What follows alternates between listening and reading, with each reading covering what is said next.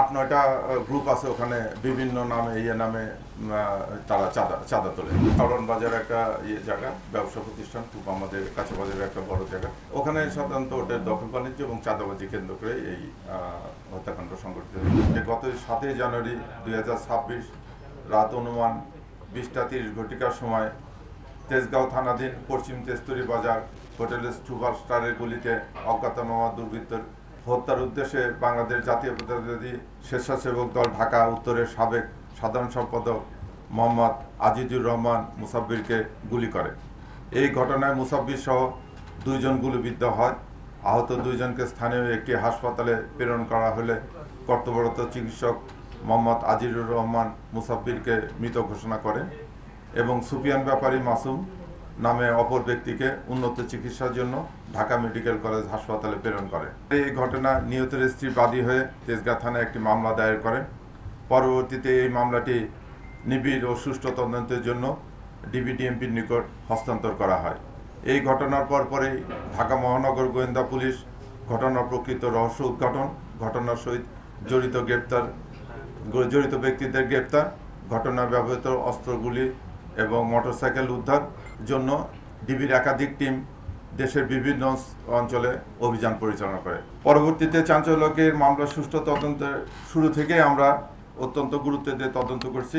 ঘটনার পেছনে সম্ভাব্য কারণ সমূহ চুলচেরা বিশ্লেষণ, গ্রেপ্তারদের কাছে প্রাপ্ত তথ্য পর্যালোচনা করে ঘটনা ব্যবহৃত আগ্নেয়াস্ত্র উৎস অনুসন্ধান সহ পলাতক অন্যদের গ্রেপ্তারের তৎপর থাকি।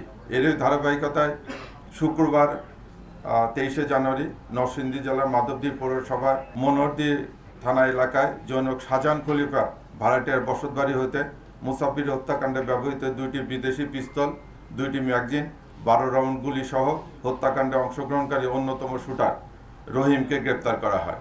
এ বিষয়ে নরসিংদী জেলার মাধবদী থানায় অস্ত্র আইনে একটি মামলা দায়ের করা হয়েছে। এতে চাঁদাবাজি এবং দখল, জানেন কারণ বাজার একটা জায়গা, ব্যবসা প্রতিষ্ঠান, খুব আমাদের কাছে বাজারের একটা বড় জায়গা।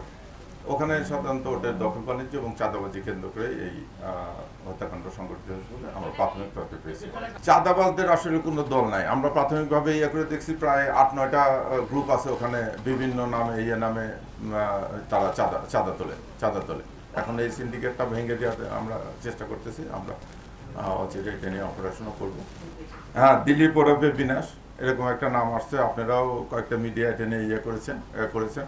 আমরা প্রাথমিকভাবে এটার পেয়েছি, কারণ যে আসামিগুলো ধরা আছে তাদের প্রত্যেকের সঙ্গে, এবং আপনারা জানেন যে আমরা একটা 164 করেছি একজন আসামি, এবং ওদের কথোপকথনে একটা জিনিস উঠে আসছে, এক জায়গায় বলছে যে দাদা আছে, দাদা দেখবে, this is true. Next level, well done, side by side, free.